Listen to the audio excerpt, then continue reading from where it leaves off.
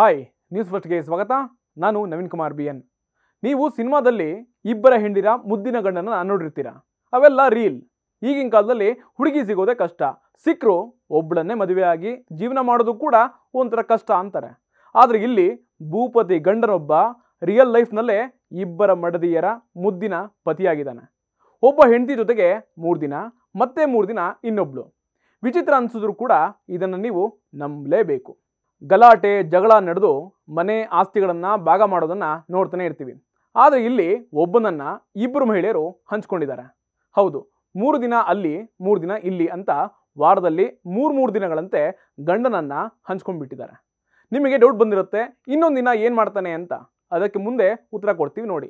ಬಿಹಾರದ ಪೂರ್ಣಿಯಾ ಅನ್ನುವಂತಹ ಪ್ರದೇಶದಲ್ಲಿ ಈ ಪ್ರಕರಣ ಕಂಡುಬಂದಿದೆ. 3 ದಿನ ಅಲ್ಲಿ 3 ದಿನ ಇಲ್ಲಿ ಅಂತ ವಾರದಲ್ಲಿ 3 ದಿನಗಳಂತೆ ಗಂಡನನ್ನ ಹೆಂಡತಿರಿಬ್ರು ಹಂಚ್ಕೊಂಡ್ಬಿಟ್ಟಿದ್ದಾರೆ. ಮೊದಲ ಹೆಂಡತಿಗೆ ಹೇಳದೆ ಗಂಡ ಇನ್ನೊಬ್ಬಳನ್ನ ಮದುವೆಯಾಗಿದ್ದ. ಈ ಕೇಸ್ ಪೊಲೀಸ್ ಸ್ಟೇಷನ್ ಮೆಟ್ಲೇರಿ ಪೊಲೀಸ್ ಮತ್ತು ಕುಟುಂಬ ಸಲಹಾ ಕೇಂದ್ರ ಒಂದು ಸಲಹೆಯನ್ನ ಕೊಟ್ಟಿದೆ.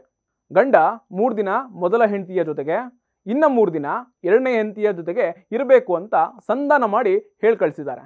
ಅಷ್ಟಕ್ಕೂ ಈ ಇಬ್ಬರು ಹೆಂಡತಿರು ಒಪ್ಪಿಕೊಂಡಿದ್ದು ಹೇಗೆ ಅಂತಂದ್ರೆ, ಸುಮಾರು 7 ವರ್ಷಗಳ ಹಿಂದೆ ಆ ವ್ಯಕ್ತಿ ತನ್ನ ಮೊದಲ ಹೆಂಡತಿಗೆ ಹೇಳದೆ ಕೇಳದನೆ ಎರಡನೇ ಮದುವೆಯನ್ನ ಆಗಿದ್ದ. ಆಮೇಲೆ ಮೊದಲ ಹೆಂಡತಿಗೆ ಹೇಳಿದಾಗ ಆಕೆ ಶಾಕ್ ಆಗಿ ಪೊಲೀಸರಿಗೆ ಕಂಪ್ಲೇಂಟ್ ಕೊಟ್ಟಿದ್ದಾಳೆ.